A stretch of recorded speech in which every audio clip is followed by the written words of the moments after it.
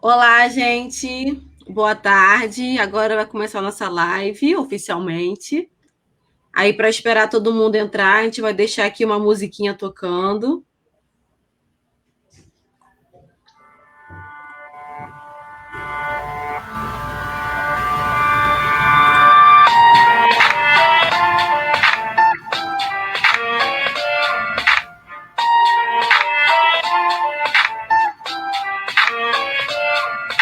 Sabe quem eu sou? Moleque de quebrada, nascido na perifa, briguenta até os talos. Gosto de basquete, jogo uma bola. Passei pela escola, me formei em história. Sabe o meu nome, não precisa, não importa. Mas coletivamente pode vir, não há quem possa. Sou quilombo urbano, hip hop militante. Sou mano de atitude, sou mina de responsa. Sou mano de quebrada, sou mina de favela. Sou todos os que lutam por um mundo sem miséria. Pra frente com as ideias, de foice e martelo. Herói de preto é preto, forjado na favela. Sou fugas e mais fugas, sou a morte do Senhor. Sou filho da revolta que a escravidão gerou. Herdeiro do quilombo, sou rapper do Nordeste. Sou gíria bem vermelha que luta pelo certo. Sou mano de quebrada, sou mina de favela. Sou todos os que lutam por um mundo sem miséria. Sou mano de atitude, sou mina que é de fibra. Herói de preto é preto, tipo Cosme e Divina. Sou mano de quebrada, sou mina de favela. Sou todos os que lutam por um mundo sem miséria. Sou mano de atitude, sou mina que é de fibra. Herói de preto é preto, como Cosme e Divina. Herói de preto é preto, eu falo isso, voz se morde. Meus heróis não morreram de overdose. Como teu opressor, herói de grife, de moda, que te ensina a ser racista e faz campanha contra as cotas. Você conhece a minha história de Rasmauro, adverte? Você conhece a história do PU? Você conhece a história do aluno problemático, cujos heróis viraram frutos negros no livro didático? Herói de preto é preto, pretitude além da cor. Seja preto, seja branco, só não seja traidor. Canguru de sangue azul, eu tô ligado que é um monte. Tipo aqueles lá, tipo Long Jong Ong, tipo aquela lá. Princesinha de papel, mulher preta de atitude, não se espelhe Isabel. Meus heróis eu conheci no hip hop, não na escola. Professor desinformado, neto fome é história. Ora bola, vê se chora, vê se pode. Meus primeiros professores foram Racionais e Fog. Hoje eu sou educador, mas eu professo conformismo. Bem, virei refém daquele livro. Como o boy como quer o Mac. Um homem preto, favelado, que não pensa, não reflete. Raciocina com a bunda de frete. Herói de preto é preto, herói de boy não serve. Sou mano de quebrada, sou mina de favela. Sou todos os que lutam por um mundo sem miséria. Sou mano de atitude, sou mina que é de fibra. Herói de preto é preto, como Cosme e Firmina. Sou mano de quebrada, sou mina de favela. Sou todos os que lutam por um mundo sem miséria. Sou mano de atitude, sou mina que é de fibra. Herói de preto é preto, tipo Cosme e Firmina.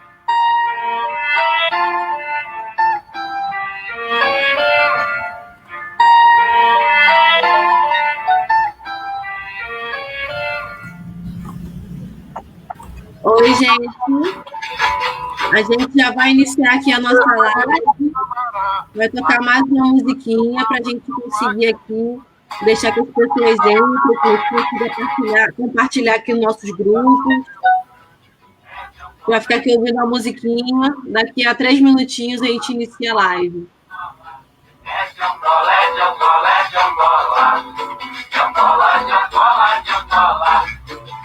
Meu avô já foi escravo, mas viveu com valentia. Descumpria a ordem dada, agitava a escravaria. Vergalhão, corrente, tronco, era quase todo dia. Quanto mais ele apanhava, menos ele obedecia. É de Angola, é de Angola, é de Angola. De Angola, de Angola, de Angola. É de Angola, é de Angola, é de Angola. De Angola, de Angola, de Angola. Nesse mundo, camarada, mas não há quem me mande. Eu só sei obedecer. Se mandar São Bento Grande. É de Angola, é de Angola, é de Angola. De Angola, de Angola, de Angola. É de Angola, é de Angola, é de Angola. De Angola, de Angola, de Angola.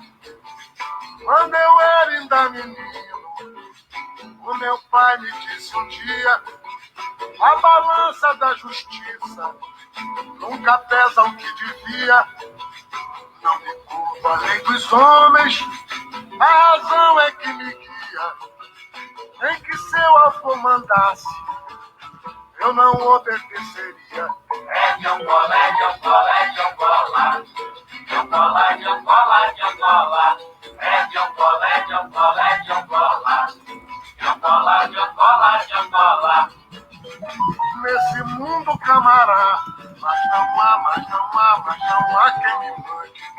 Eu só sei obedecer. Se mandar São Bento Grande. É de Angola, é de Angola, é de Angola. De Angola, de Angola, de Angola. É de Angola, é de Angola, é de Angola.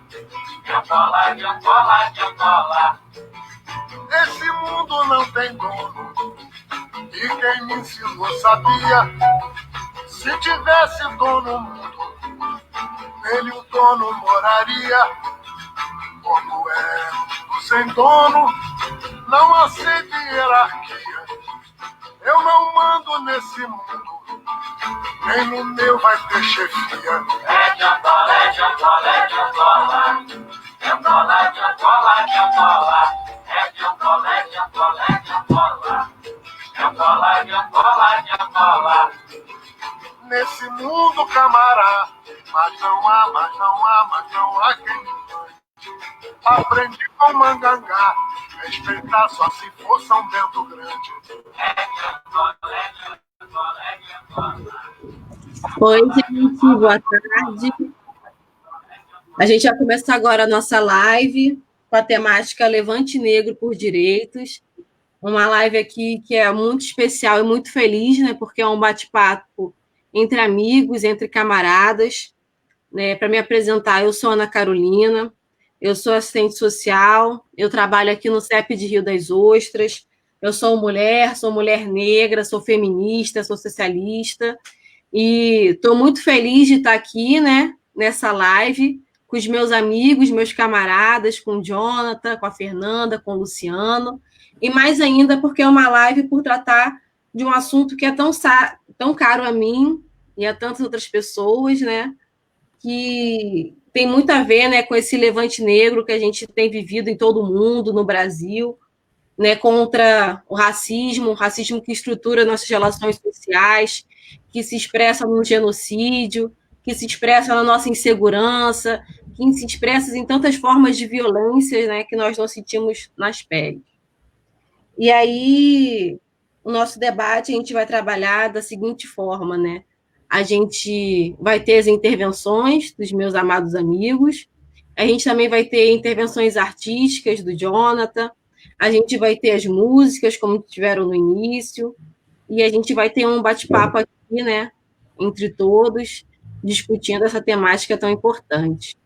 Então, para a gente iniciar o debate, vou pedir que o Jonathan inicie com uma poesia para a gente começar. Bom, gente, para iniciar aqui, então, eu vou do início, né? Se é para iniciar, eu vou do início. Eu escolhi um trecho de um poema, que é um poema muito grande, que é o Navio Negreiro do Castro Alves. Eu separei alguns trechos aqui que eu acho que são importantes para a gente posicionar, né, o que aconteceu com o negro no Brasil, que eu acho que o Luciano vai citar bastante. Era um sonho dantesco o tombadilho que das luzernas a vermelho ao brilho em sangue a se banhar. Tinir de ferros, estalar de açoite, legiões de homens negros como a noite horrendos a dançar. Negras mulheres suspendendo as tetas, magras crianças cujas bocas pretas regam o sangue das mães. Outras moças, mais nuas e espantadas no turbilhão de espectros arrastadas em ânsia e mágoas vãs. E ri-se a orquestra irônica estridente e da ronda fantástica a serpente faz doudas espirais. Se velho arqueja, se no chão resvala, ouvem-se gritos, o chicote estala e voam mais e mais. Presa nos elos de uma só cadeia, a multidão faminta cambaleia e chora e dança ali. Um de raiva delira, outro enlouquece, outro que de martírios embrutece cantando geme e ri. No entanto, o capitão manda manobra e após fitando o céu que se desdobra tão puro sobre o mar, diz do fumo entre os densos nevoeiros, vibrai rijo o chicote marinheiros. Fazei-os mais dançar e ri-se a orquestra floresta irônica, estridente, e da ronda fantástica a serpente faz todas espirais. Qual um sonho dantesco as sombras voam, gritos, ais, maldições, preces ressoam e ri-se Satanás.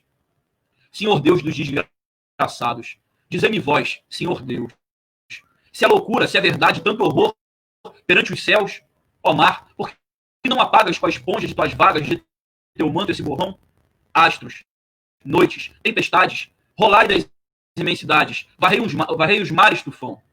Existe um povo que a bandeira empresta para cobrir tanta infâmia e covardia, e deixa transformar-se nessa festa em manto impuro de bacante fria.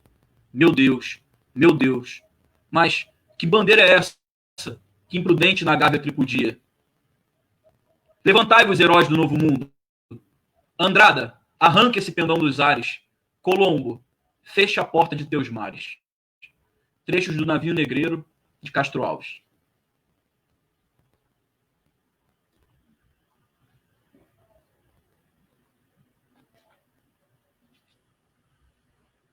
Carol, microfone. Desculpa, gente. Acontece. Obrigada, Jonathan. Já começar agora aqui com o debate com o professor Luciano. Pode começar, Lu. Então, eu estou muito feliz com essa live. Muito, muito feliz, meus amigos aqui na live, no momento de levante negro no mundo. Eu aprendi bastante sobre a história do negro no Brasil através do rap. E aí eu vou pedir para, antes de eu fazer a conexão entre o Navio Negreiro, lido pelo professor Jonathan, Navio Negreiro é um poema muito importante do Castro Alves, que é um poeta muito importante da escravidão. Eu vou pedir para o Jonathan soltar uma música como DJ do Emicida, porque isso tem a ver com o que eu vou falar. Pode soltar, companheiro.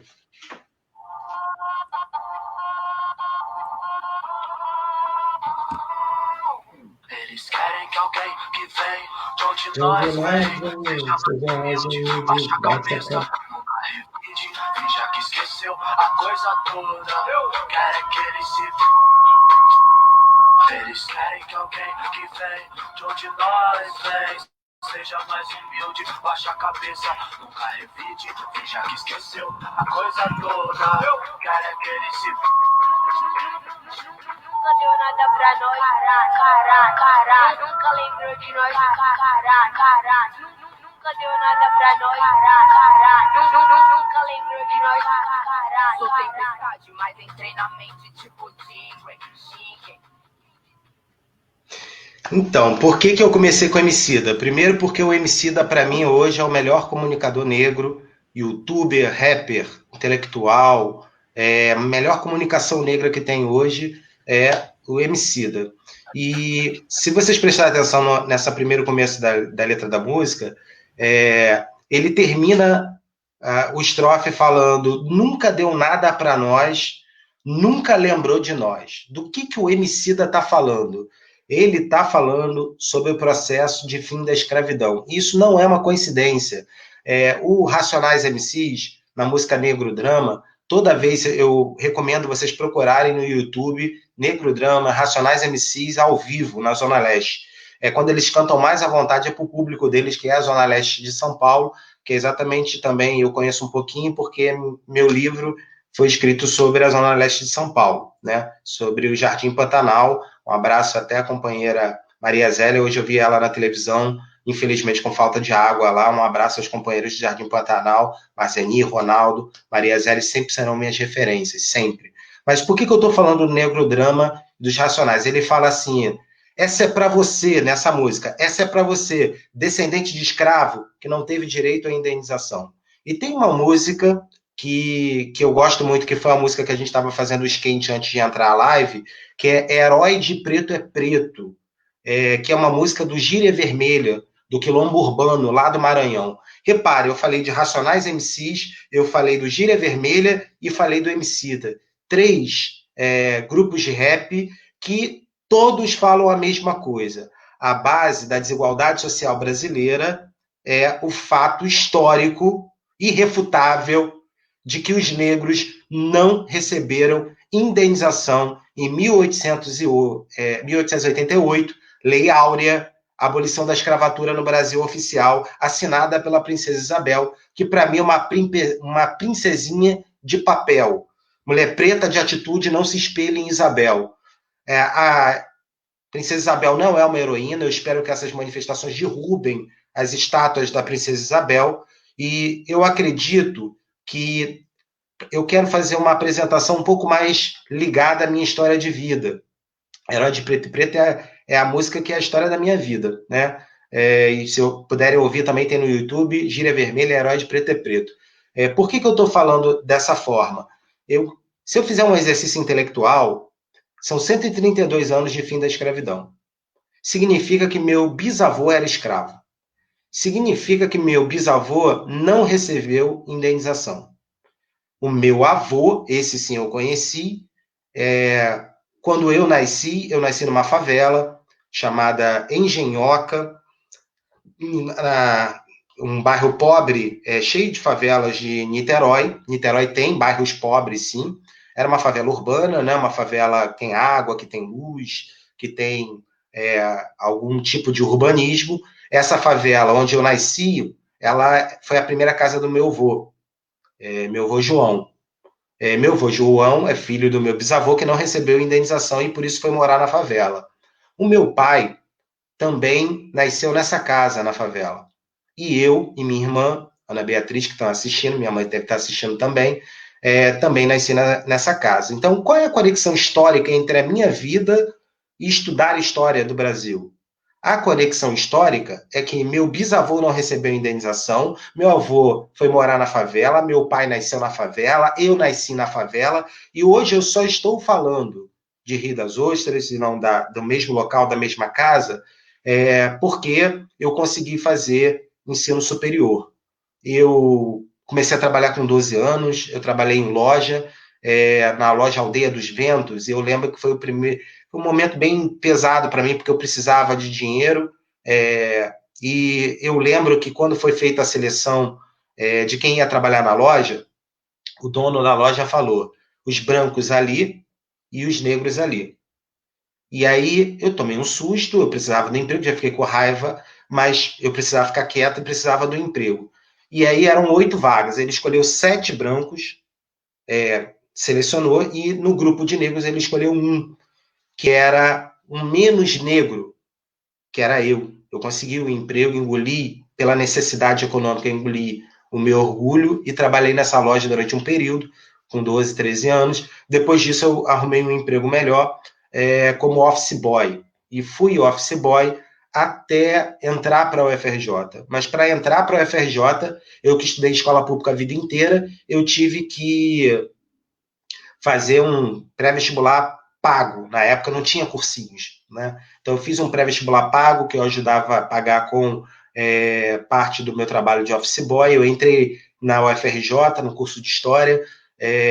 Os 3 primeiros períodos da faculdade eu era ainda office boy, e aí eu fiz uma grande decisão na minha vida que vai marcar, que foi eu ganhei uma bolsa de CNPq no valor de R$400, e que era mais ou menos a metade do que eu ganhava na época, o salário mínimo era cerca de R$800. E aí o que aconteceu? Eu larguei esses R$800 de trabalho de office boy e virei bolsista de CNPq, o que me deu condições de fazer pesquisa e de não só terminar a graduação na UFRJ, quanto fazer uma pós-graduação no IPUR, Instituto de Pesquisa e Planejamento Urbano, e depois fazer um mestrado no IPUR e escrever esse livrinho que eu estava falando da Zona Leste de São Paulo, né? Esse livrinho que eu estava, tá de cabeça para baixo, que eu estava falando.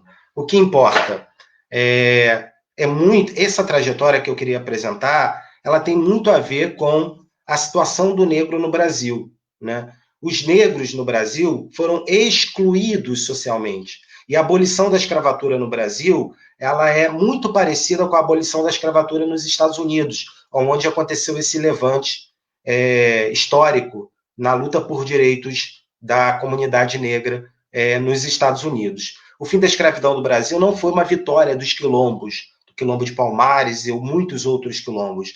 O fim da escravidão no Brasil foi um processo lento e gradual. O Brasil foi o último país do mundo a acabar com a escravidão. Não foi o modelo do fim da escravidão do Haiti, onde foi um levante negro que tomou o poder, fez reforma agrária, distribuição de terra para a população negra escravizada haitiana.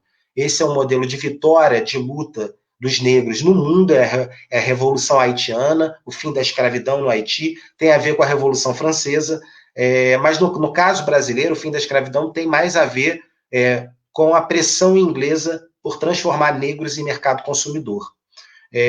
Então, os quilombos foram muito importantes, mas não venceram. E eu quero fazer essa primeira fala conectando o Brasil aos Estados Unidos. O fim da escravidão nos Estados Unidos aconteceu em 1895, depois da Guerra de Secessão, Guerra de Separação, entre o Norte e o Sul. O Norte queria transformar o Sul em mercado consumidor, o Norte era industrializado dos Estados Unidos, e com a mesma lógica da Inglaterra, que acabou com a escravidão para transformar negros em mercado consumidor, nos Estados Unidos, Abraham Lincoln acabou com a escravidão depois de uma guerra civil, vitória do Norte sobre os confederados, os racistas, em grande parte, que não queriam acabar com a escravidão no sul dos Estados Unidos. Então, em 1865, acaba a escravidão nos Estados Unidos, mas os negros não recebem indenização. Então, a história do negro brasileira e a história do negro nos Estados Unidos é muito, muito, muito parecida. Por isso, o levante negro que aconteceu nos Estados Unidos, está acontecendo nos Estados Unidos, influencia diretamente as manifestações dos negros no Brasil também. Os negros, tanto brasileiros quanto estadunidenses, foram condenados à pobreza. E por isso a luta por reparação social, a luta por direitos civis, a luta por igualdade racial. A maioria dos bairros pobres nos Estados Unidos são bairros de negros. A maioria das favelas no Brasil são ocupadas por negros.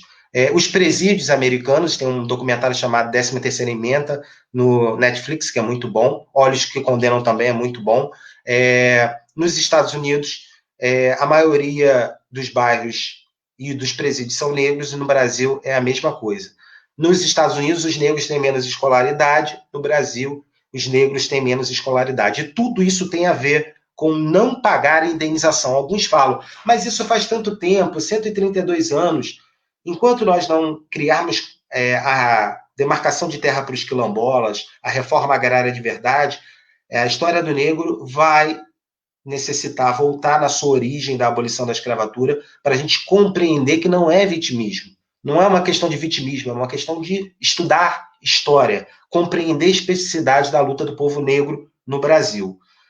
Nos Estados Unidos, a pobreza também é diferente do negro americano do negro brasileiro. A situação do negro brasileiro é pior do que a situação do negro americano. Mas cuidado com a falsa ideia de meritocracia, de que os negros se esforçaram e venceram nos Estados Unidos. Isso não é verdade. Barack Obama é filho de um dono de poço de petróleo na África, né? Filho de um africano com uma americana. Então, a história do Obama não é exatamente a história do negro americano. Mas se eu tentar observar como é a história do negro dos Estados Unidos, eu vou pensar no seriado Todo Mundo Odeia o Chris, né? E quando eu assisti, e é meu seriado predileto, eu assisto até hoje, quando eu assisti a Todo Mundo Odeia o Chris, a minha sensação é que Brooklyn parecia um bairro de classe média do Brasil, né? O Chris tem casa, né? Tem reboco na casa dele, né?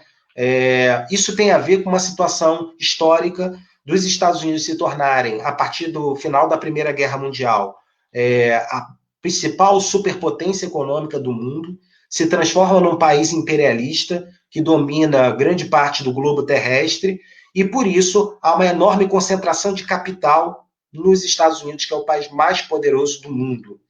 Essa concentração de capital vai fazer com que os pobres americanos tenham condições melhores por causa do imperialismo do que os pobres brasileiros, que têm condições econômicas piores. Mas existe miséria, despejo nos Estados Unidos com a população negra.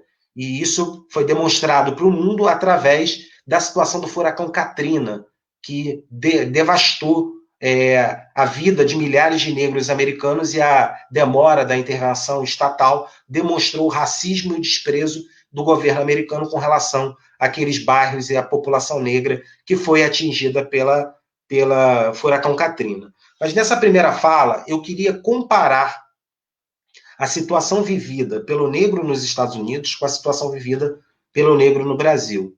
E aí o racismo nos Estados Unidos, feito pelos supremacistas brancos, que em parte estão organizados em uma ala, uma fração do Partido Republicano, chamado Tea Party, que é o setor de extrema-direita dentro do Partido Republicano, que oficialmente tem membros da Ku Klux Klan. A Ku Klux Klan são os supremacistas brancos que defendem a superioridade racial nos Estados Unidos até os dias atuais. A Ku Klux Klan queimou negros na fogueira, queimou o pai do Malcolm X, um dos grandes heróis, para mim, dos negros do mundo. A Ku Klux Klan é uma organização secreta de supremacistas brancos e que continua existindo muito fortemente no sul dos Estados Unidos, ainda levanta a bandeira dos confederados nos Estados Unidos, que eram contra o fim da escravidão lá. E o racismo nos Estados Unidos é um racismo muito explícito, muito diferente do racismo histórico brasileiro, né? O Brasil é um país da falsidade, da farsa, da mitologia. O Brasil, através de um autor racista chamado Gilberto Freire, que é um baita de um intelectual, que escreveu um baita de um livro, mas é um livro racista. Esse livro é uma das bases para compreender como o branco observa o negro no Brasil. O Gilberto Freire, no livro Casa Grande Senzala, ele vai construir um mito que é reproduzido até hoje, chamado o mito da democracia racial. Esse livro vai dizer que o Brasil, a relação racial não foi tão violenta quanto a relação racial nos Estados Unidos, que fala do conflito entre a Ku Klux Klan e supremacistas brancos contra os negros estadunidenses. O Gilberto Freire vai dizer que no Brasil não, que no Brasil há um respeito entre indígenas, brancos, negros, e uma relação mais harmoniosa, baseada no amor e na democracia racial. Por que eu considero esse livro racista e a maioria do movimento negro também? Porque ele cria uma falsa verdade sobre o passado brasileiro. O racismo no Brasil é muito, mas muito pior do que o racismo nos Estados Unidos, porque é um racismo velado, escondido. O racismo no Brasil aparece em outro livro também, chamado Raízes do Brasil, que foi escrito por Sérgio Buarque de Holanda, o pai do Chico Buarque, um músico genial, né?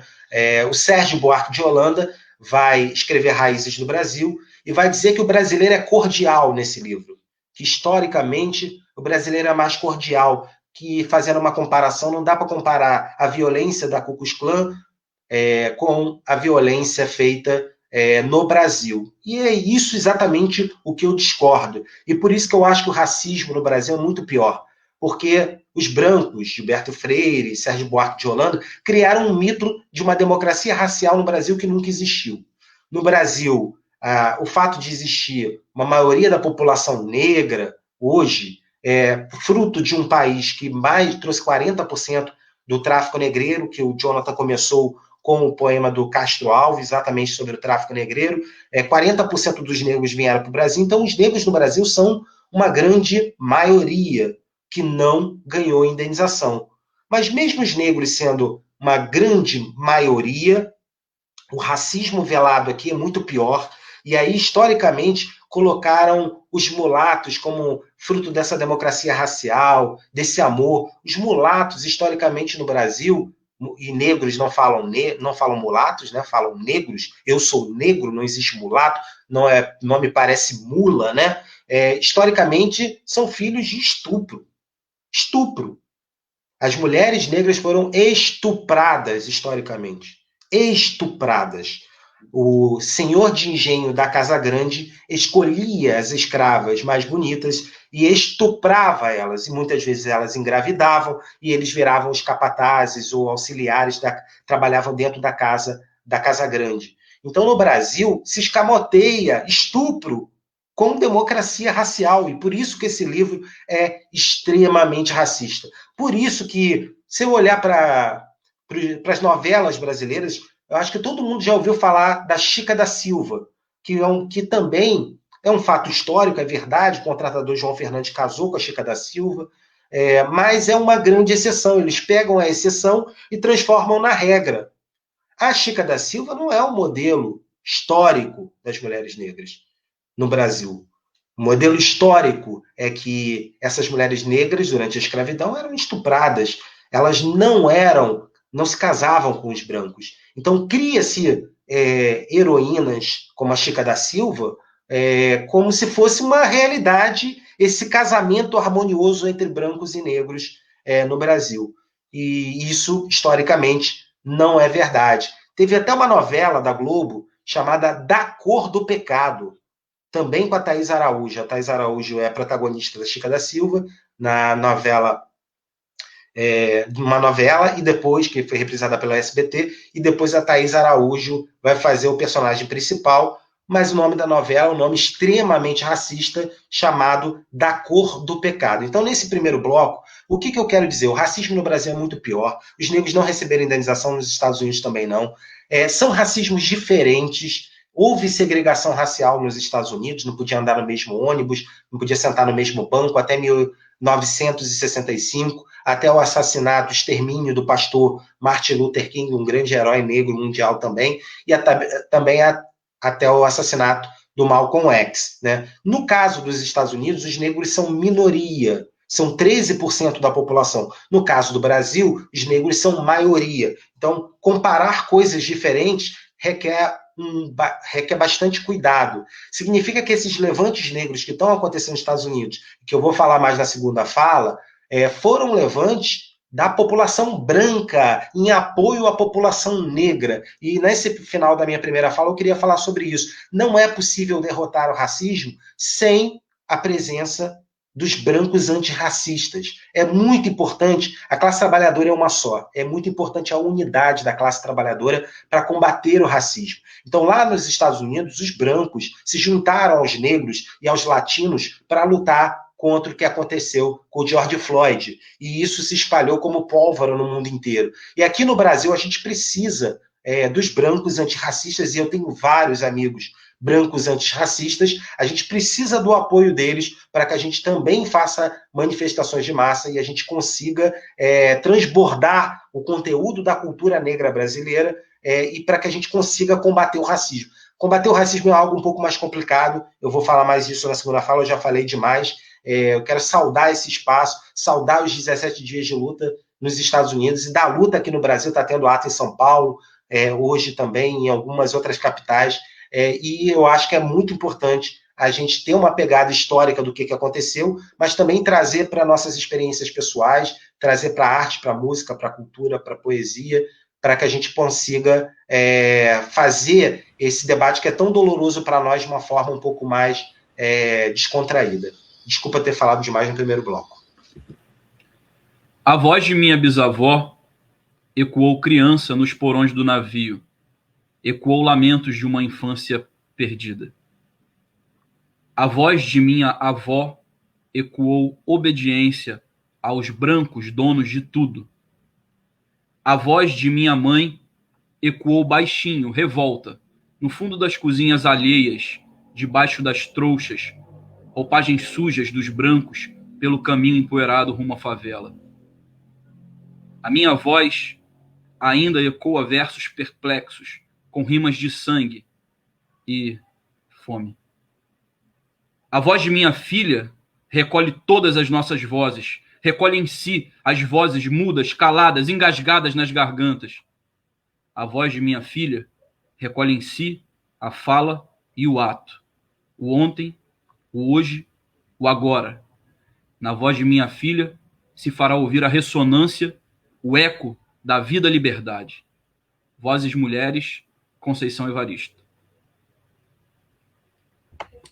Obrigada, Jonathan. Agora eu vou passar a fala para Fernanda, mulher negra, transista, maravilhosa, que vai falar um pouquinho para a gente.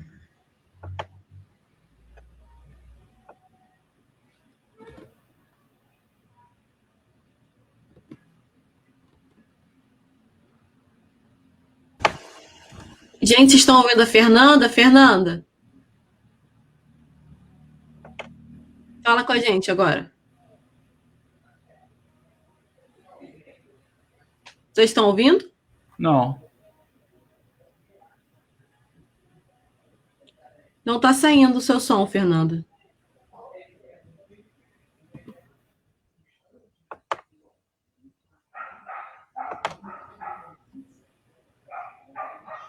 No.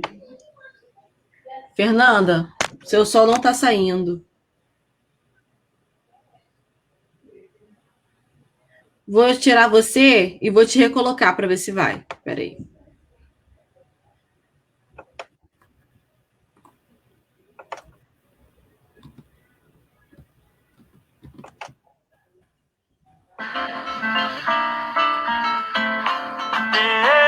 Mineiro velho, mineiro pau, é dança de cativeiro dentro do canavial.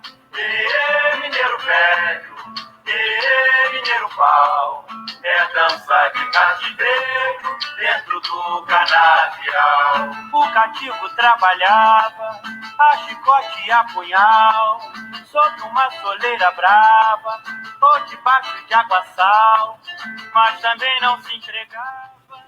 Sua dança era um sinal, e essa dança que dançava foi virando um ritual.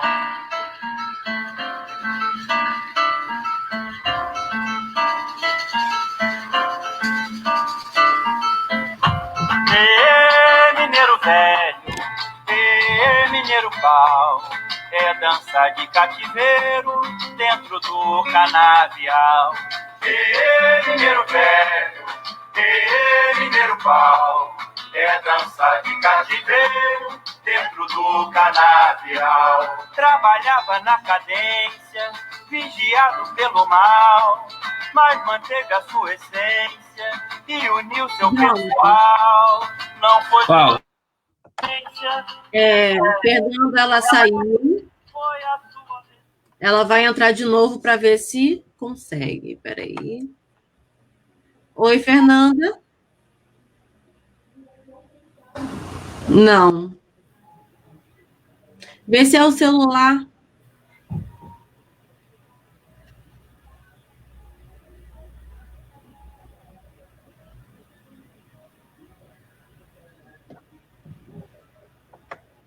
Poxa, gente. Tava tão certinho. Tava funcionando. Sai nesse celular, pega outro celular e entra. Isso aí. É. Enquanto isso, a gente toca. Isso. Isso. Troca de celular, entendeu?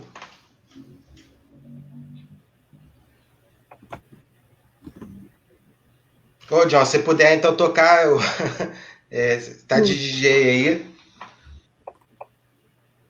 Se quiser botar. Pô, perdeu o finalzinho da música, é o melhor. Tá perguntando aí qual música é essa? Essa música é do Mauro Duarte e chama Mineiro Pau. É preciso ter memória pra mudar o. Eu vou botar o link aí, igual eu botei o link da outra. Contra essa história do poder colonial. Não é pra cantar vitória, negro ainda é marginal. E o enredo dessa história ainda não tem um final.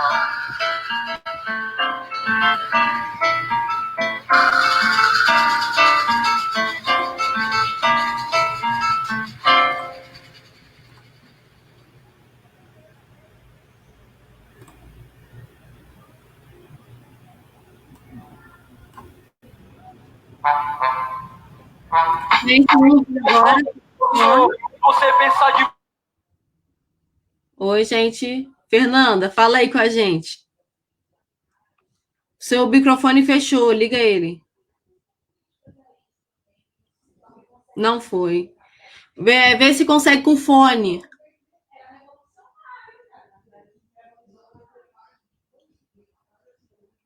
Vê se com fone funciona.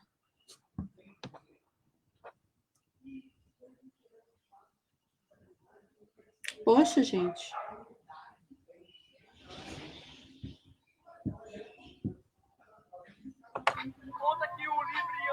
correria.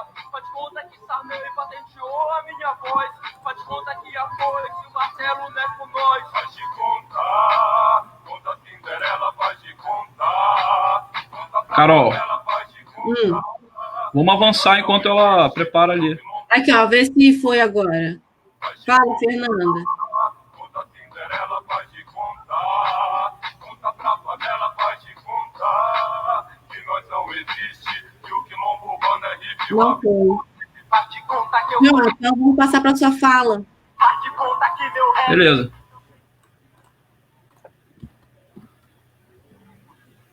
Bom, enquanto isso, espero que a Fernanda consiga aí. Fernanda, vê se você troca de celular com a Misha, alguma coisa assim para funcionar.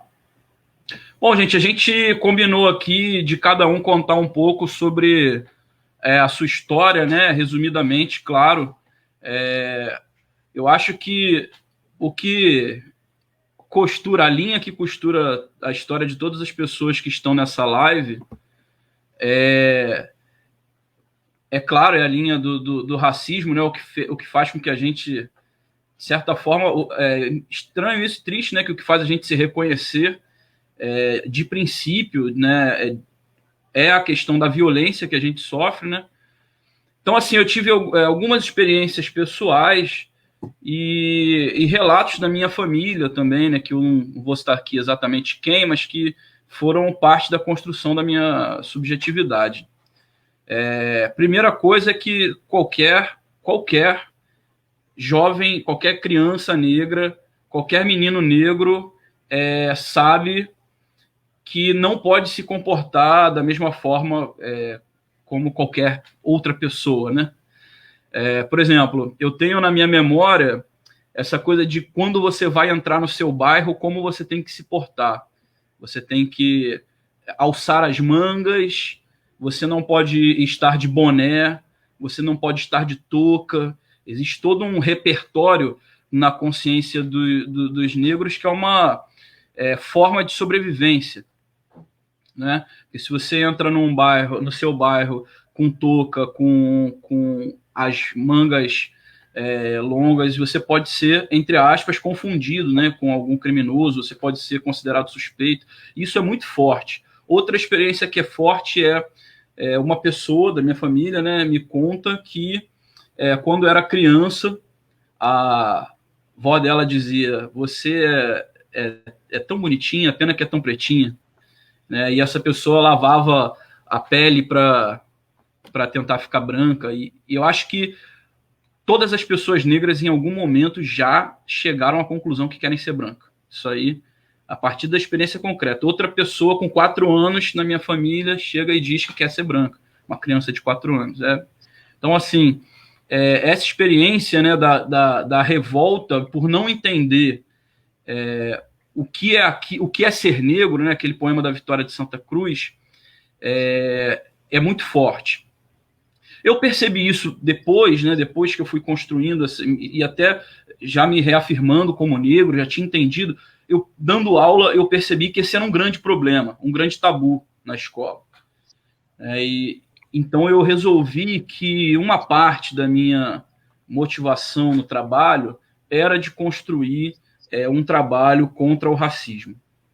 Então, desde o início, quando eu trabalhava no Centro Integrado de Convivência, a gente construiu diversos trabalhos relacionados à reflexão por parte dessa juventude, dessas crianças negras, de como que elas faziam para se reconhecer positivamente, né? Porque já vi situações que, por exemplo, assistente social, próprios professores, né, criticando, por exemplo, a questão do cabelo da criança, dizendo que era ruim, que era um cabelo ruim. Então, claro que isso reverbera para a criança, né? E quando eu fui trabalhar no Imero, eu já tinha isso muito convicto e resolvi construir um trabalho mais forte, né, assim, mais definido, um projeto realmente, né? E algumas coisas eu usei e posso compartilhar também, que são coisas importantes para a gente ter uma noção. Tem no YouTube, vocês podem pesquisar, eu posso botar depois o link aqui, tem um vídeo chamado Teste de Racismo em Crianças, alguma coisa assim, que são crianças negras que são confrontadas com uma boneca branca e uma boneca negra. Então, é solicitado que elas indiquem qual boneca que elas acham bonita, qual que elas acham feia, qual que elas... características positivas e características negativas. É impressionante que todas as características positivas são atribuídas à boneca branca, todas as características negativas são atribuídas à boneca negra. E no final do vídeo, quando o mediador pergunta qual dessas bonecas se parece mais com você, a criança fica, inclusive, envergonhada de apontar para a boneca negra, porque ela acabou de dizer que tudo que era ruim era relativo àquela boneca. É claro que na minha vida profissional como professor, eu diversas vezes eu percebi isso nas crianças, né? E aí eu comecei a pensar em alguns trabalhos. Tem um vídeo interessante que eu uso chamado Vista Minha Pele, que é a história de uma garota branca que vive num mundo em que a hegemonia, né, é do povo negro, então inverte-se a opressão.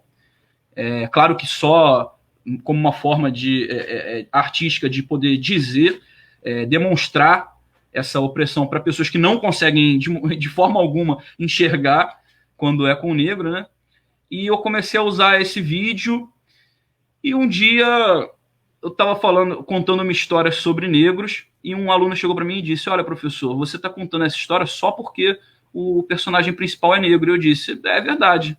Aí ele falou: então isso aí é racismo. E eu disse para ele: tá bom, vamos ver se é racismo.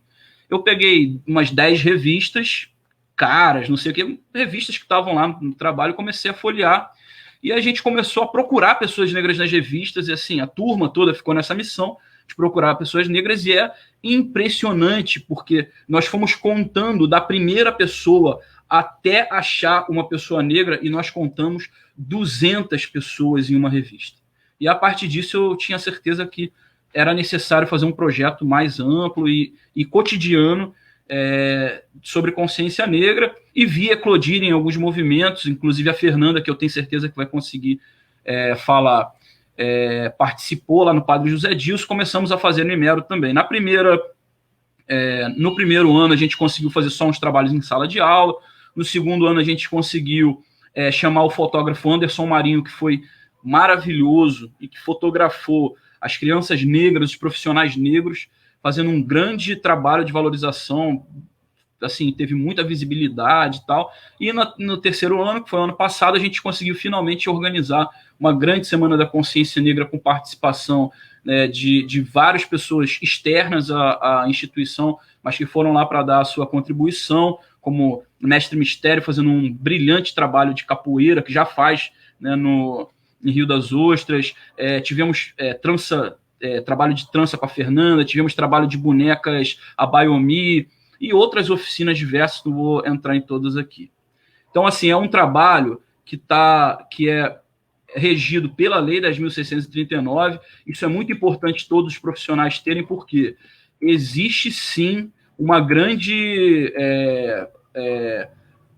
resposta, muitas vezes, por parte das comunidades que não aceitam, né, que o tema da consciência negra seja tratado com essa argumentação de que, na verdade, deveria ser o tema da consciência humana, que a gente sabe que é uma grande balela, né, que a gente trabalha sobre a questão negra, porque nós precisamos trabalhar nos locais que existem problemas, né? Então, a Lei 10.639, ela diz que os conteúdos referentes à história e à cultura afro-brasileira serão ministrados no âmbito de todo o currículo escolar, em especial nas áreas de educação artística e de literatura e história brasileira.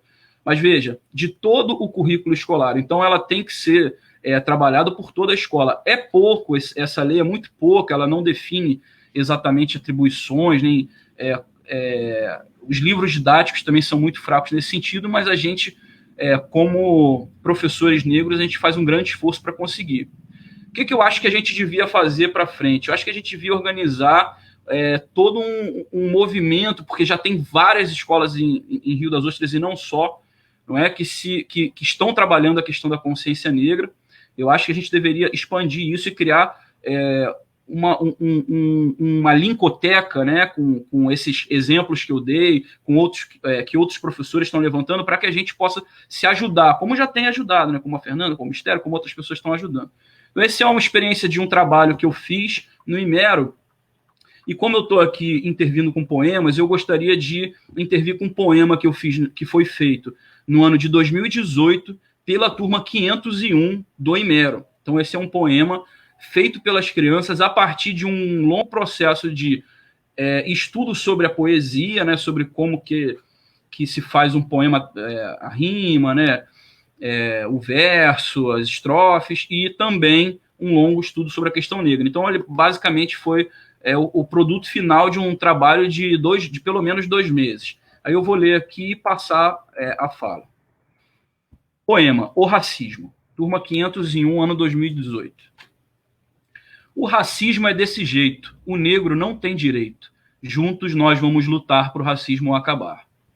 Julgam pela aparência, não enxergam a nossa essência. Juntos nós vamos lutar para o racismo acabar. Da África nós viemos e muitos de nós sofremos. Juntos nós vamos lutar para o racismo acabar. Viemos em um porão, começava a escravidão. Juntos nós vamos lutar para o racismo acabar. Para nos refugiar, Quilombo era o nosso lar. Juntos nós vamos lutar para o racismo acabar. Acabou a escravidão, porém o racismo não. Juntos nós vamos lutar para o racismo acabar. Mesmo triste essa história, vai chegar nossa vitória. Juntos nós vamos lutar para o racismo acabar. Então é com essa poesia que eu passo a fala aí e agradeço aos meus alunos da 501, do ano de 2018. Obrigada, Jonathan. Agora a Fernanda fala aqui com a gente.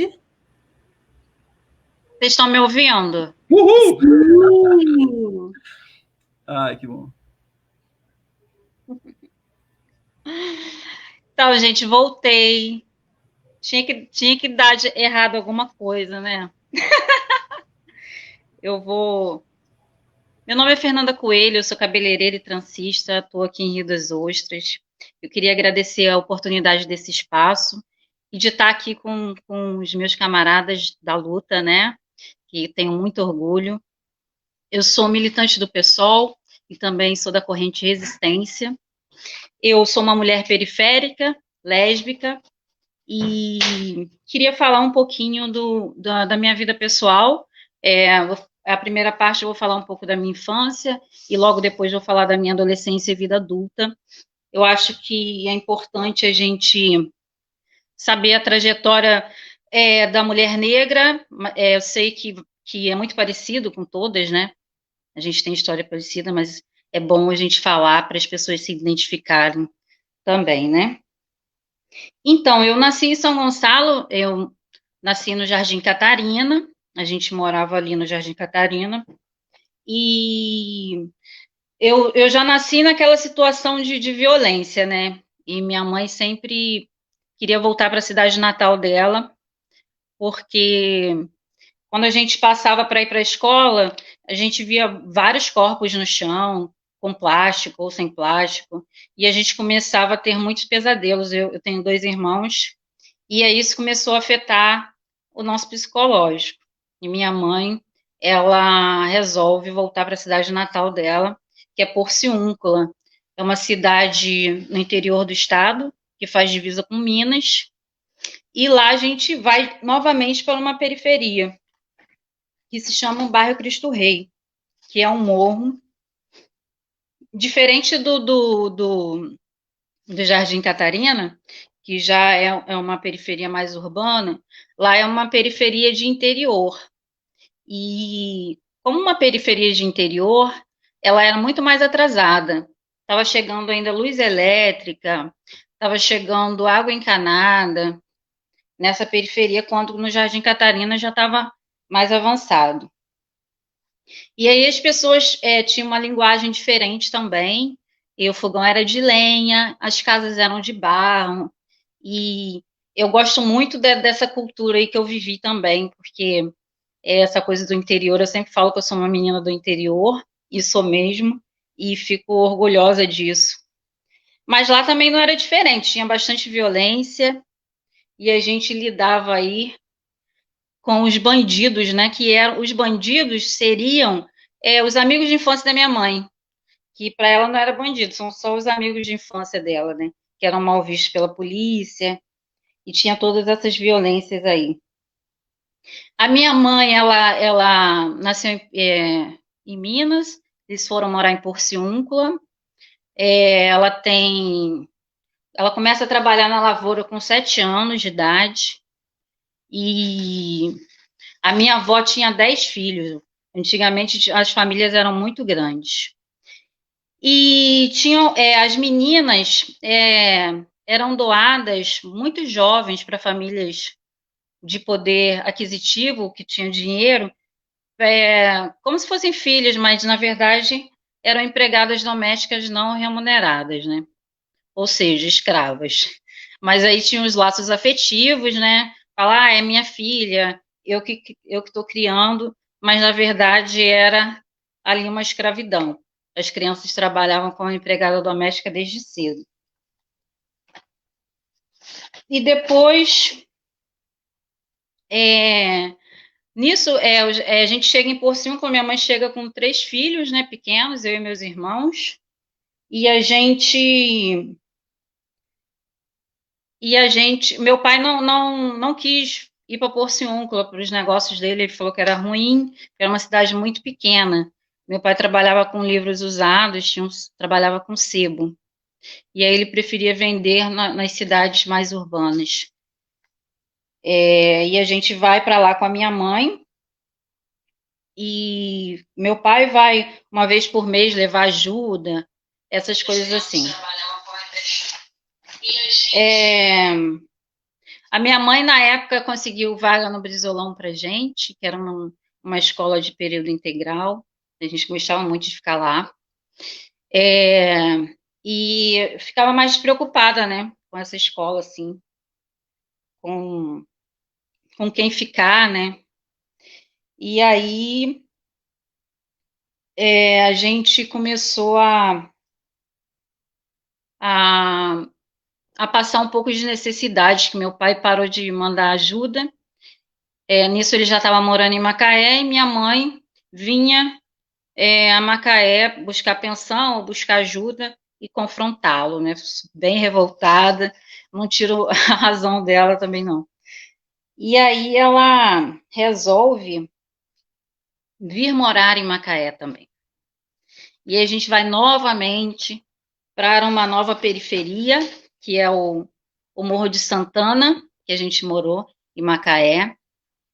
E era tudo muito diferente, porque a gente não conhecia ninguém, e era apavorante, porque a gente tinha medo dos bandidos, que a gente não conhecia, que eram os bandidos, e também da polícia. Então, a gente era bem apavorante estar num lugar desconhecido, e em pouco tempo a gente passou aí por essas cidades e por várias periferias, cada uma com suas características.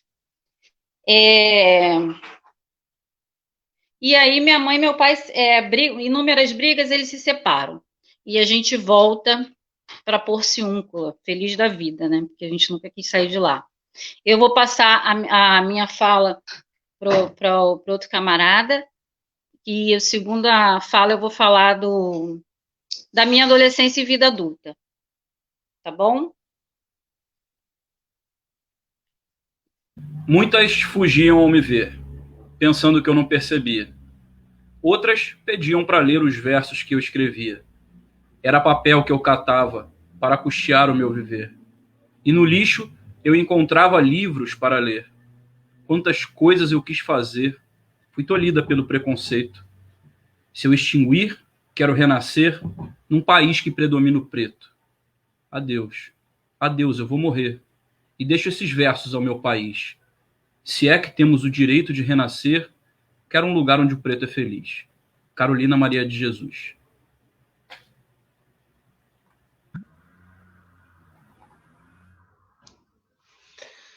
Então, eu fico um pouco impactado, né, pela fala da companheira Fernanda e do Jonathan também, porque as histórias são todas, a história, ela não é inventada, né, ela é baseada em registros. E a semelhança de 3 negros amigos nascerem em favelas, 4, né, negros e negras, Carol tá mediando, que eram pobres e que são pobres e que são da classe trabalhadora. Eu acho que a gente tem que entrar na polêmica sobre o movimento negro, e eu vou tentar fazer isso nessa segunda fala, né? Uma parte do movimento negro, acho que muito concentrado, uma parte universitária do movimento negro, começa a defender espaços só de negros, relacionamentos só entre negros, como uma forma de se proteger de todo o racismo que existe na sociedade.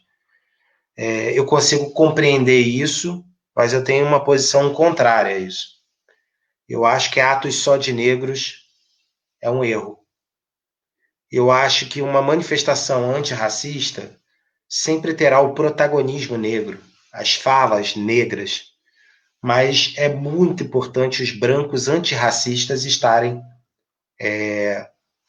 nas mesmas manifestações, porque para derrotar o racismo não basta só os negros se tornarem conscientes, é necessário também que os brancos antirracistas nos ajudem a isolar os racistas e supremacistas que desrespeitam a cultura negra e a raça negra.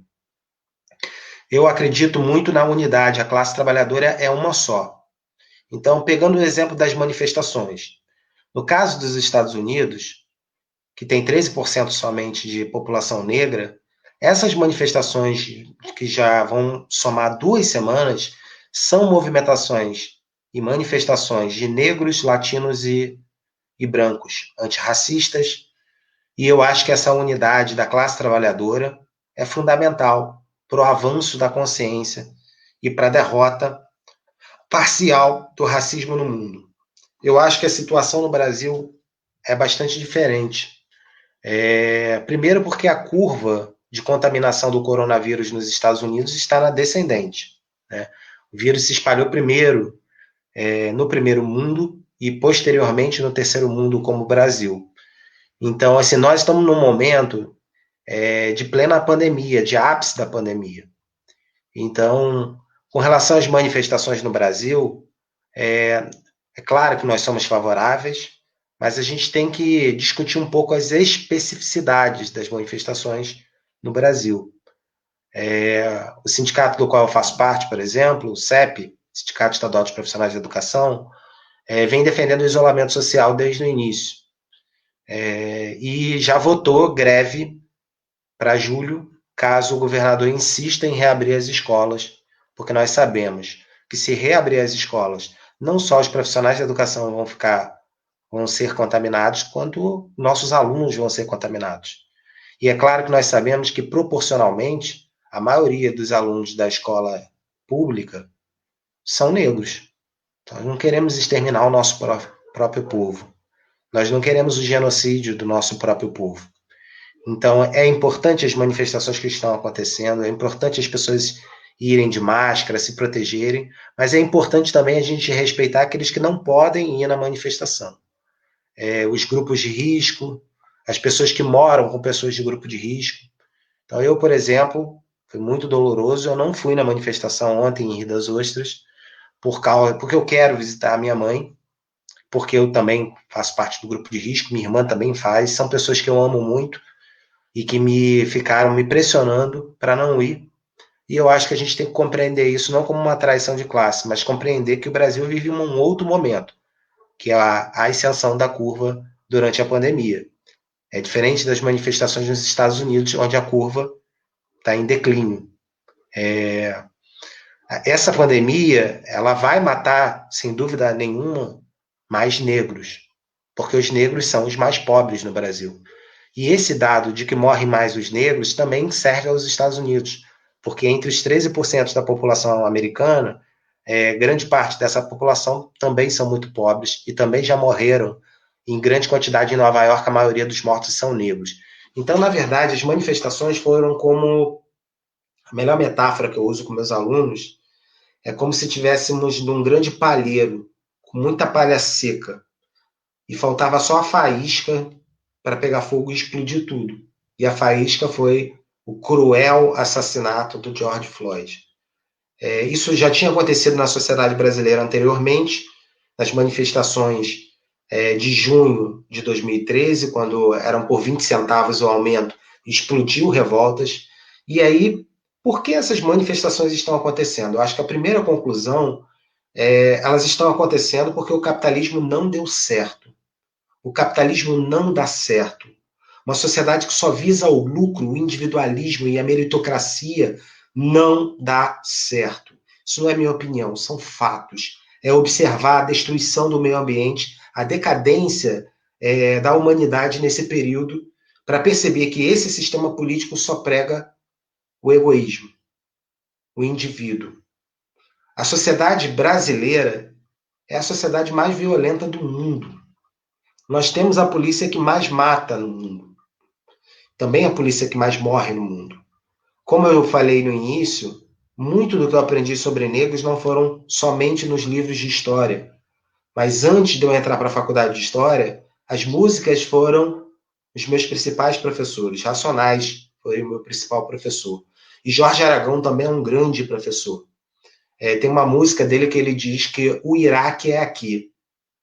Essa música, O Iraque é Aqui, é uma aula de história, porque morrem mais pessoas nas favelas brasileiras de extermínio, de genocídio, do que na guerra do Iraque, durante os 5 anos que os Estados Unidos interviram de forma imperialista no Iraque. Aqui, o extermínio é tão grande que a gente vai esquecendo já do nome das pessoas. É uma mulher negra chamada Cláudia que foi arrastada por um camburão, é o João Pedro que morreu recentemente, é aquele pai de família num batizado que tomou 80 tiros, e recentemente o caso mais triste é o caso do Miguel. A atitude que aquela mulher teve com o Miguel, e vou chamá-la de sinhá, porque ela teve uma atitude extremamente desumana com o filho da empregada doméstica. Olha que coincidência, eu sou filho de empregada doméstica.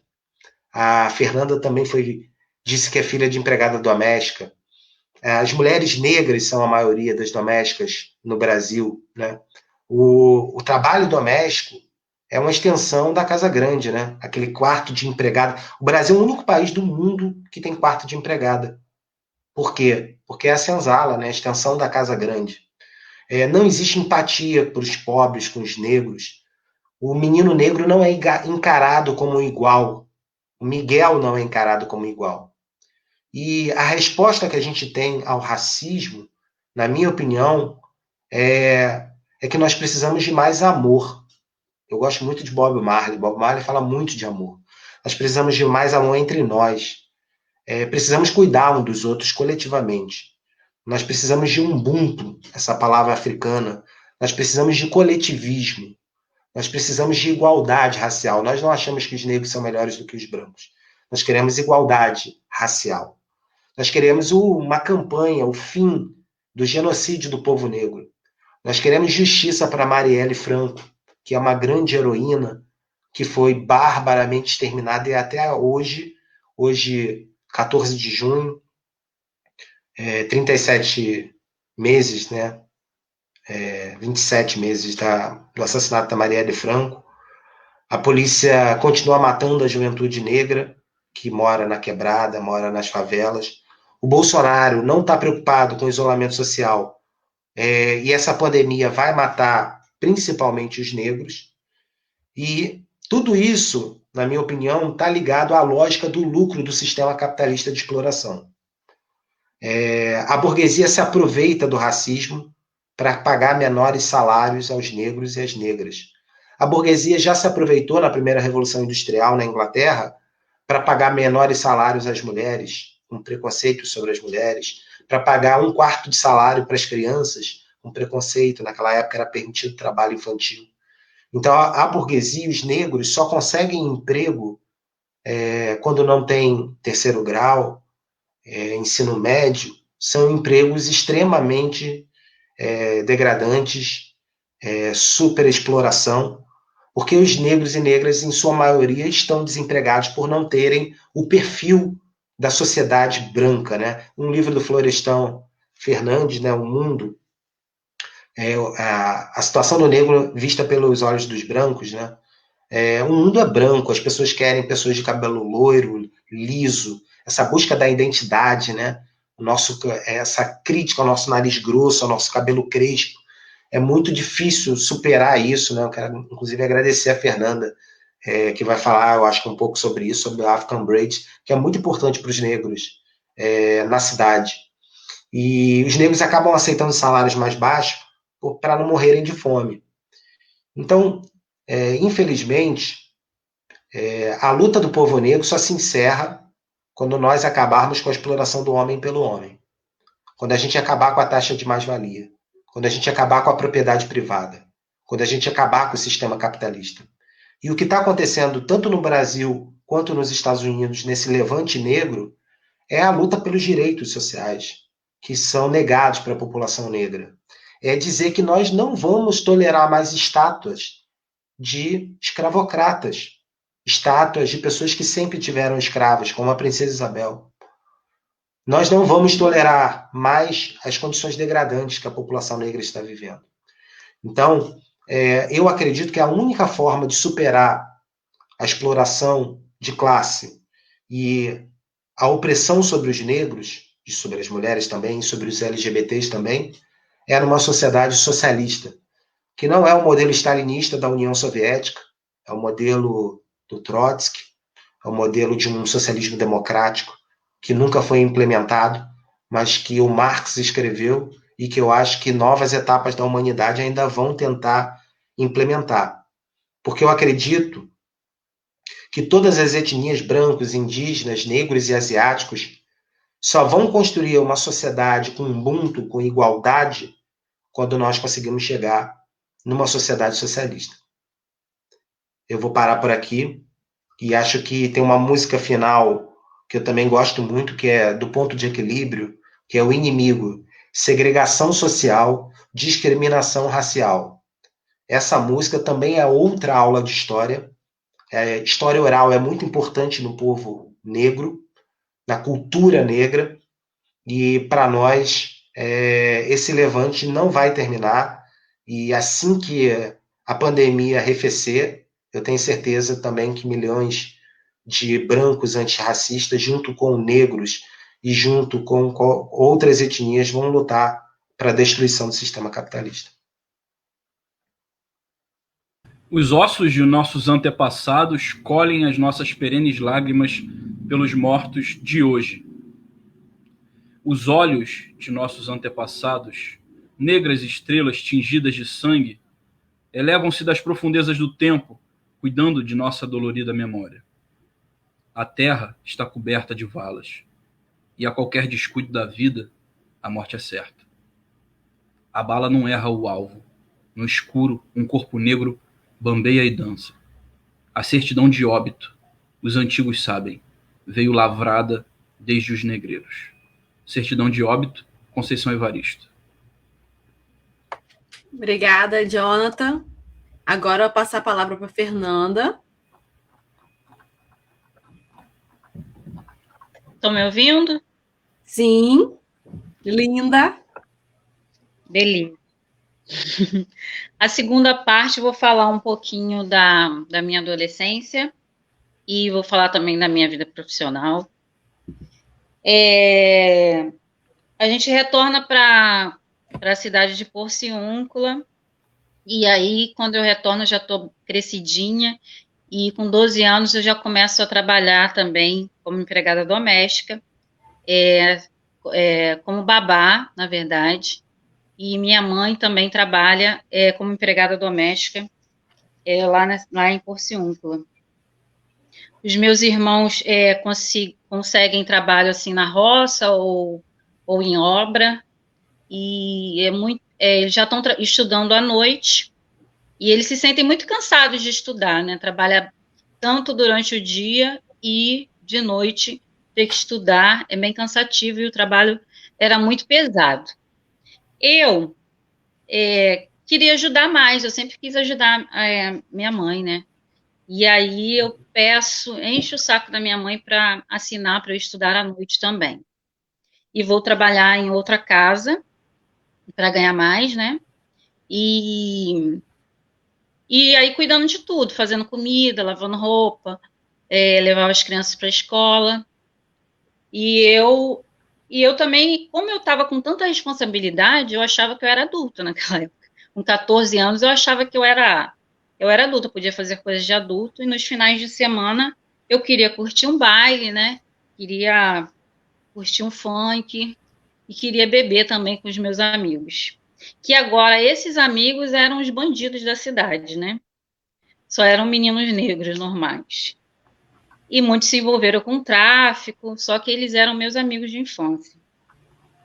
E aí, eu continuo aí trabalhando, engravido aos 17 anos, perco o emprego, e uma cidade pequena, aquela época não tinha carteira assinada, né? E aí, se você colocasse uma patroa na justiça, você ficava marcado. E aí você não conseguia arrumar emprego depois. E aí era melhor deixar para poder, depois que Silvana, minha filha, eu tive a minha filha Silvana, depois que ela tivesse crescida com idade para creche, eu poderia retornar aí ao trabalho com a mesma patroa ou com outro, né? E agora eu sou mãe solo e estou numa cidade muito pequena, estou muito cansada de estar ali, e as coisas não acontecem, é tudo muito atrasado. Resolvo ir para outra cidade, né? Resolvo ir para outra cidade, tentar outras oportunidades, tentar fazer uma vida diferente, sei lá. Eu queria mudar e queria dar uma vida melhor para minha filha. Deixo minha filha com a minha mãe durante um tempo, com a promessa de retornar para pegar ela para morar comigo. Aí a Silvana já estava na creche integral. E aí eu morei em várias cidades, né? Tudo em periferia também. Morei em Friburgo, morei em Búzios. E tudo com trabalhos bem precários, né? Nunca tive oportunidade, assim, de ter um emprego, até porque eu não tinha conseguido terminar os estudos. E aí,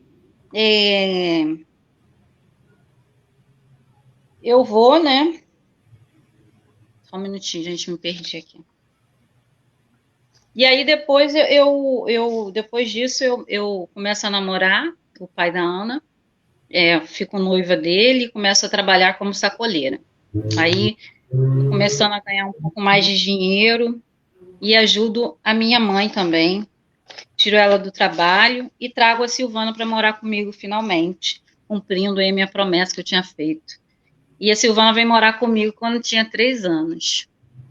E aí eu fiquei nesse casamento durante 7 anos e me separei. Quando eu me separo, eu me dou conta que eu não sou formada em nada e que eu preciso de um emprego, só que eu não estudei, né? E aí começa a luta contra o tempo. Primeiro eu fiz logística, pelo Senac, fiz um curso técnico, porque eu queria entrar na área offshore.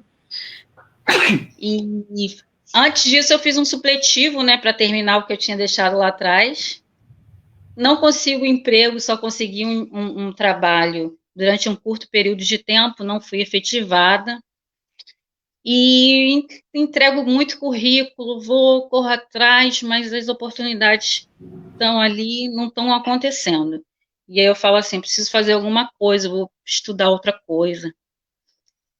E aí eu vou pro mundo da estética. Eu sempre fui muito vaidosa, sempre gostei de me arrumar.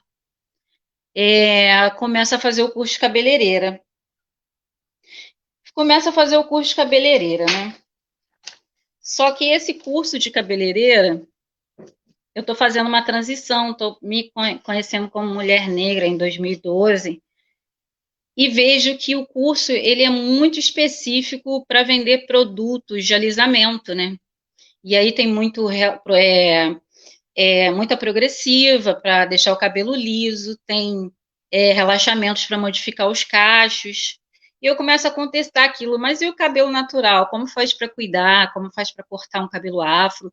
E aquele curso começou a ficar muito ineficaz para mim. Eu queria outras coisas, eu queria cuidar do meu cabelo realmente, sem precisar ficar escrava ali da química, dos alisamentos, já em uma construção enquanto mulher negra me reconhecendo.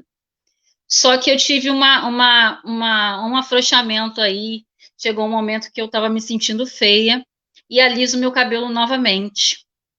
Começo a trabalhar em salão e aí eu estou sempre lisa, escovada, com os cabelos aí alinhados para poder vender o produto que era progressivo.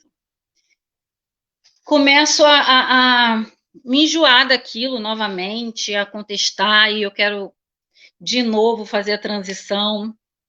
E aí eu estava até já casada com a minha esposa, que é a Misha, e ela fala, vamos fazer a transição de novo. Aí ela mesma passa a máquina no meu cabelo, ela faz o corte, que é o Big Shop. Antes disso eu pintei de roxo, de vermelho, eu falei, já que eu quero cortar, então eu vou fazer um monte de coisa assim no cabelo para chamar atenção para o meu cabelo. Quem sabe as pessoas se animam em fazer isso também. Porque se nem eu estava com cabelo afro, como que eu queria incentivar outras mulheres, né? Então isso não era possível. Falei, tem que partir de mim, então eu vou passar a máquina para adiantar o processo e vou embora. Só que nesse meio eu descubro que ninguém ainda quer deixar o cabelo natural, né? E aí eu falo assim, gente, não vai ser possível ganhar vida só com tratamento e corte.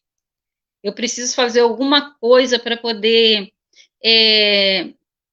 deixar mais atrativo, né, esse espaço de um salão. E aí eu me entrego para o mundo das tranças, né, dos dreads, dos penteados, e opções também para pessoas que não querem cortar o cabelo na transição, deixar o cabelo longo. E aí eu começo com o projeto African Braid, né? Mas aí antes do African Braid, eu já vendi bolo, já fiz um monte de coisa paralela, porque a gente precisa fazer tanta coisa para a gente conseguir sustentar até isso dar certo, né? Mas é assim mesmo, a gente vai seguindo com muita força, muita garra. E o African Braid, ele é muito a minha cara, né? E aconteceu muito organicamente, porque foi a partir de mim, a partir da minha transição capilar e da vontade de me reconhecer como mulher negra, sem modificar nem com relaxamento meu cacho, meu cabelo. Eu queria deixar ele natural mesmo e queria que as pessoas não ficassem escravas de química, né? Não ficar modificando o seu cabelo. E o African Braids, ele tem um projeto que é de empoderamento, né, com as meninas negras das escolas públicas. Tem 2 anos, e eu vou às escolas, eu converso com essas meninas, conto a história das tranças, de como é importante a gente deixar o nosso cabelo natural. E do primeiro ano para o segundo, na escola ali do âncora do padre, eu já senti a diferença. Nesse último ano que eu fui, as meninas próprias não estavam arrumando seu cabelo, já estavam fazendo dedo liso, já estavam fazendo pequenas tranças. Isso foi muito legal. E outras meninas estavam me ajudando a arrumar as outras. E isso é uma transformação muito boa. Eu tenho muita fé assim na juventude, que eu acho que, por exemplo, na minha adolescência faltou incentivo para muitas coisas. E eu queria, com esse projeto, levar, assim, conscientizar essas meninas que o cabelo crespo é bonito, que a gente tem que levantar a cabeça, que a gente tem que se amar mais, né? E aí eu trouxe recebi o convite da Luciana Cavalcante para poder fazer parte desse projeto lá, e no outro ano já recebi vários convites do Jonathan também, primeiro, e foi muito bacana. E eu sempre digo assim para as minhas clientes que vir no meu salão não é só estar aqui no salão, porque eu fico com elas 7 a 12 horas, que às vezes são trabalhos longos. Até o meu corte é demorado, é um corte específico cabelo afro. E aí eu falo que é 7 horas, de 7 a 12 horas de empoderamento, porque eu aproveito aquele momento ali com as minhas clientes, um momento bem íntimo, para poder falar da importância da nossa cultura, de não deixar essa chama apagar, né, do nosso povo, que é o cabelo, né, representa muito. e empoderando essas pessoas, né, a seguir em frente, a gente vai de mão dada. Então, o salão não é só cuidar do cabelo, é aula de empoderamento, leva um pouquinho de aula de história, um pouquinho que eu aprendo aí com as pessoas, que eu pesquiso, e é isso. Eu acho que só isso, gente. Ô, Fernanda, eu mudei o vídeo pensando que você ia acabar. Desculpa. Não, eu já tinha terminado mesmo. Desculpa, amiga. Eu só ia dizer isso aqui, ó. Somos a revolução. Sim, somos. Sem nós, ela não acontece. Nunca acontecerá. Então, gente, estou muito feliz com essa live. Discutir a questão negra, né? A gente que é militante, que está fazendo tudo ao mesmo tempo, muitas vezes a gente não consegue ter tempo para discutir coisas que são fundamentais para nós mesmos, né? E a gente está, é importante lembrar, a gente está fazendo essa discussão aqui agora, porque no dia 25 de maio de 2020, o George Floyd foi assassinado, ficando durante 9 minutos sendo torturado e dizendo que não conseguia respirar. Isso não foi uma exceção.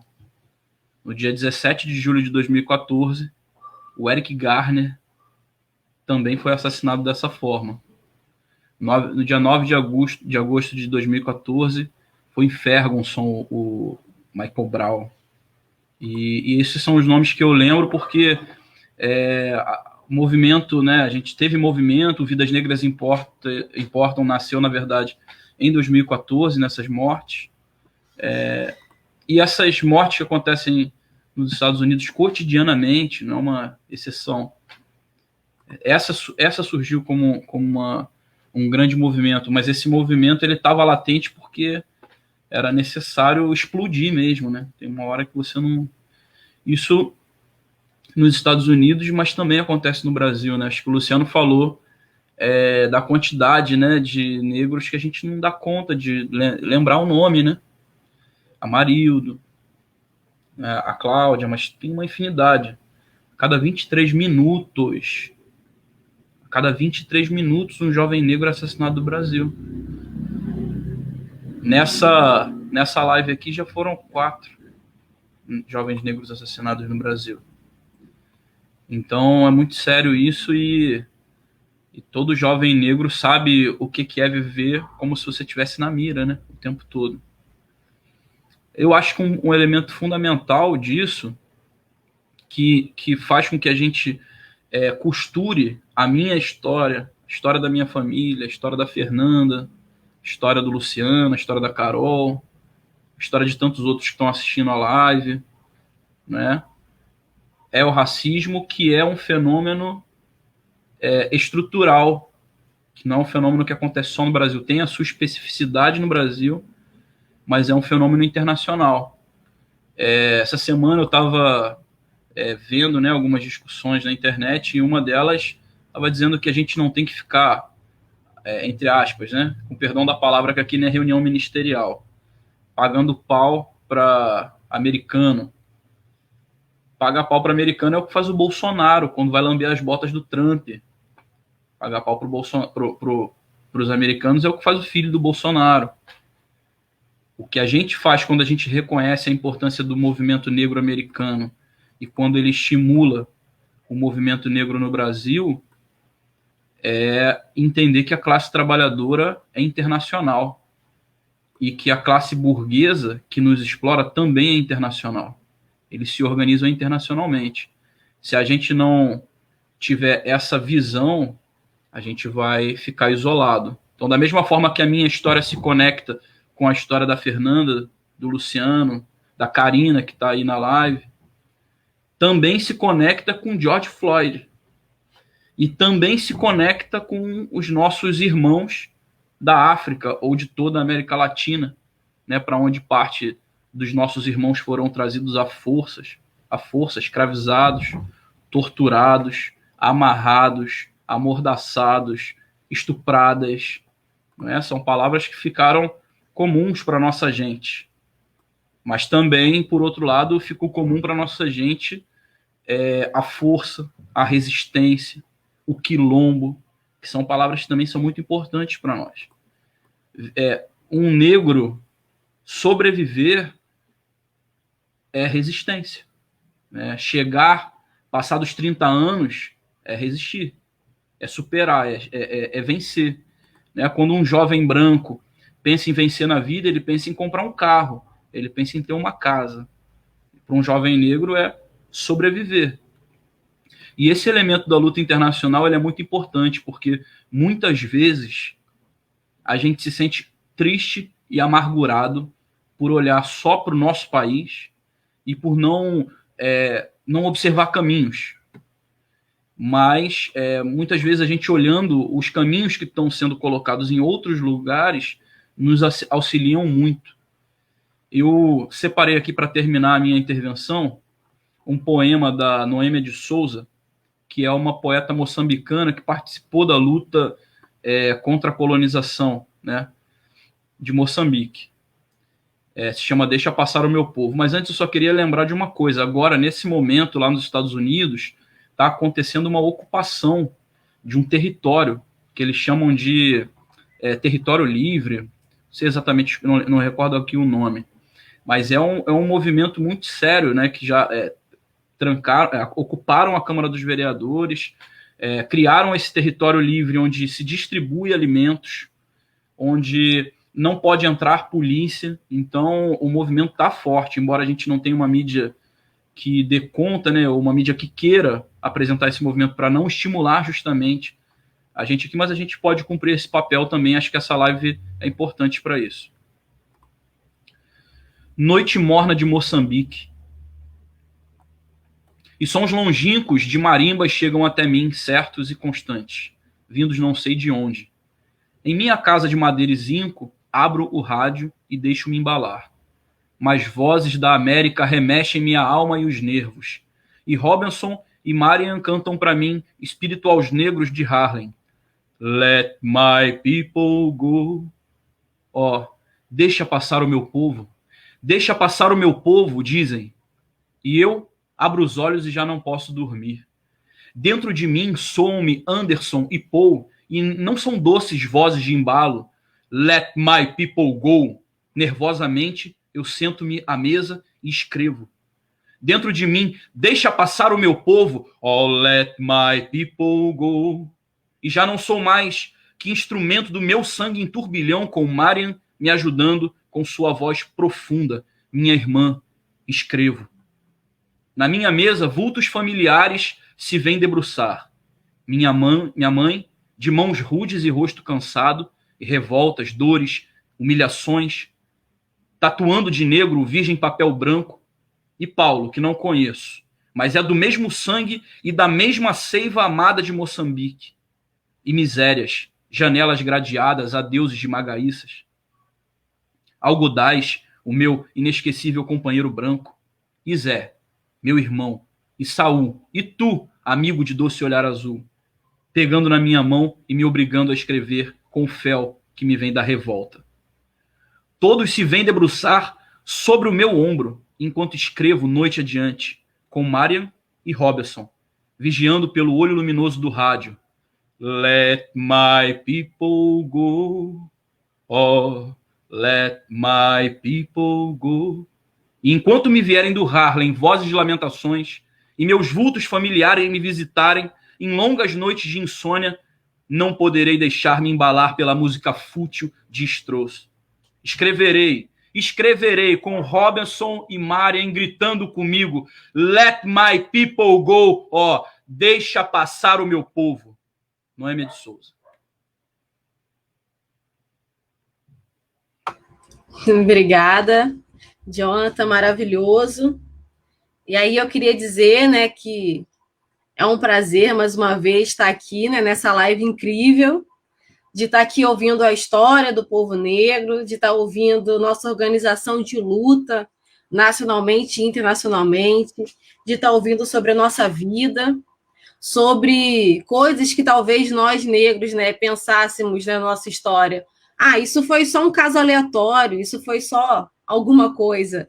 Mas hoje, quando a gente tem a discussão, né, sobre o que é o racismo estrutural, a gente sabe que aquela coisa aleatória da nossa vida não é aleatória, né? Ela é fruto do racismo, ela é algo que marca nós profundamente e que nos faz nos reconhecer nessa luta e que faz reconhecer outros, né, pessoas não negras, pessoas brancas, né, também na mesma luta. E aí, né, nessa construção, eu fico lisonjeada de estar aqui participando dessa live com os meus amigos, de ter esse bate-papo um pouco informal, um pouco formal, mas é cultural e feliz como o nosso povo. E aí eu vou pedir aí que os companheiros encerrem e falem aí uma última palavrinha, começar aí pelo Luciano, encerramento. Muita Carol pela mediação brilhante. Vou agradecer ao Jonathan pelas poesias e comentários, a Fernanda pela história que representa um pouco de todas as mulheres negras do Brasil. E vou terminar dizendo: só volta a ser escravo quem tem medo de morrer. Só volta a ser escravo quem tem medo de morrer. Essas palavras são do Zumbi dos Palmares, o nosso grande herói, e a Dandara também, é a nossa grande heroína, não a princesinha de papel, a princesa Isabel.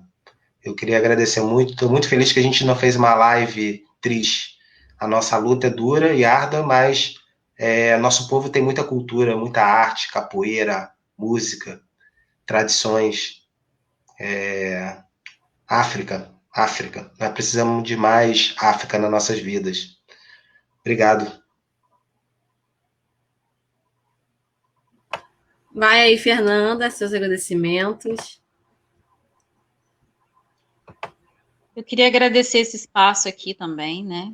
E estou muito feliz dessa live ter sido assim tão maravilhosa e alegre. Eu achei que eu ia ficar muito emocionada, triste, chorando, mas as intervenções artísticas aí ajudaram bastante. E com os meus amigos também, que é mais descontraído, né? Que são amigos da mesma organização, a gente vem se organizando no setor de negritude. Estou muito feliz e animada. E espero que a gente esteja aí mais vezes em outras lives, contando outras coisas, que se a gente for começar a falar, a gente tem tanta coisa para falar e tanta gente para se identificar, né? Eu encerro aqui dizendo que só a luta muda a vida e convidando as pessoas para a luta, seja de casa, quem puder ir ao ato que vá, quem não puder, tá tudo bem, fique em casa, se proteja, a gente está numa pandemia. E é isso. Como diz o nosso amigo Luciano, herói de preto é preto, minha heroína é Dandara. E aí vou passar a palavra para o Jonathan, mas antes disso, que ele vai falar, e ele vai encerrar, né, com uma música, ou melhor, com uma surpresa, acabei contando, né, a surpresa. Mas acontece, né? Eu sou um pouco assim, para quem me conhece, né? Pedir para todo mundo curtir a página do professor Luciano, compartilhar esse vídeo. É muito importante compartilhar esse vídeo, né? Esse bate-papo, né? Que, como a Fernanda disse, talvez a gente esperasse que a gente ficaria chorando, emocionado, porque quando falo da nossa história, da nossa vida, a gente realmente, né, toca o nosso coração, a gente chora, porque é uma história de luta.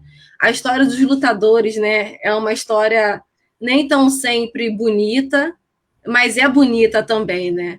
A gente chora, a gente se emociona por tudo que viveu e por tudo que vive, mas a gente também é muito feliz em saber que a gente tem camaradas, que a gente tem pessoa para estar no front, que a gente está na luta e a gente está mudando a nossa vida e principalmente está fazendo escolhas na nossa vida, né? A gente é o ator da nossa história, a gente movimenta a história da humanidade, né? Então, mais uma vez agradecer a todos, pedir que compartilhe esse vídeo, que curta a página do professor Luciano, né? Mais ainda que conheça um pouco mais de nós, nossa luta, conheça o pessoal, o Resistência, que nos conheça e que venha com a gente compartilhar, né? E aí passar agora aqui para o Jonathan, desculpa. Jonathan encerrar aí com a surpresa, que a gente não sabe qual é a surpresa, porque eu não contei. Primeiro que quem não se emocionou nessa live, se falar que as pessoas não se emocionaram é mentira, né? Ah, só um pouquinho. Emocionando só um pouquinho. A gente é durão. Esperaram o outro estar falando para poder se emocionar no privado, que eu sei. Depois a gente fala isso aí. Mas para encerrar, gente, agradeço demais. Assim, estou muito feliz com essa live, como eu já disse. Uma pena que eu queria agora era estar num samba, né? O bom era a gente fazer esse debate e sair para um samba. Infelizmente, a gente não vai ter como fazer isso, né? Estamos no meio de uma pandemia, temos que se cuidar. Mas eu vou levar um samba aqui e pedir para que cada um aí de casa cante esse samba junto, que eu tenho certeza que a letra tá decoradinha, porque afinal não é qualquer letra, é uma letra campeã, né? Tô aqui com o meu companheiro aqui de sempre. Brasil, meu nego, deixa eu te contar a história que a história não conta, o avesso do mesmo lugar. Na luta é que a gente se encontra. Brasil, meu dengo, a mangueira chegou, com versos que o livro apagou. Desde 1500 tem mais invasão do que descobrimento. Tem sangue retinto pisado atrás do herói emoldurado. Mulheres, tamoios, mulatos, eu quero um país que não tá no retrato. Brasil, o teu nome é Dandara e a tua cara é de Cariri.